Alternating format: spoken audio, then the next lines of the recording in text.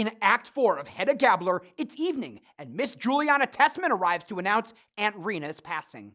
George returns home, saddened by his aunt's death and concerned for Eilert, whom he's been unable to find. Once Miss Tesman is left, Hedda confides to George that she has burnt Eilert's manuscript. He's both horrified and overjoyed. Mrs. Elvsted enters, panicking because she's also been unable to get in touch with Eilert. Judge Brack arrives and shares the grim news. Eilert is lying at the point of death after having shot himself in the chest. Hedda startles everyone when she voices admiration for Eilert's courage and self-determination. Still believing Eilert has destroyed his own manuscript, Mrs. Elvsted asks George to help her arrange the notes Eilert left behind as a tribute to the dying man and an effort to salvage his book. Meanwhile, Judge Brack sits with Hedda and confesses he idealized the facts to spare Mrs. Elvsted's feelings.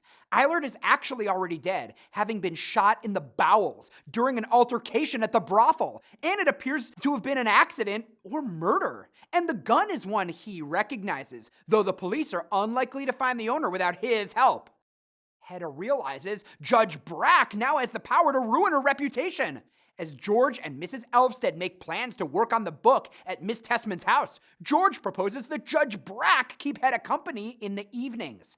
Hedda knows Judge Brack will blackmail her into an affair. She retires to the inner room and draws the curtains behind her, hurls a snarky taunt at Judge Brack, and shoots herself in the temple. George assumes Hedda is merely playing with those pistols again, but when he pushes aside the curtains, he sees her lifeless body on the sofa and panic ensues. Judge Brack cries out, "Good God, people don't do such things!" In Act 2, Hedda longed for the power to mold a human destiny, and she exercised that power over Eilert. Attempting to bring Eilert back in touch with the reckless confidence of his youth, she pushed him to an unglamorous loss of control. Trying to wring a little beauty out of her relationship with him, she urged him to kill himself with a pistol shot to the chest.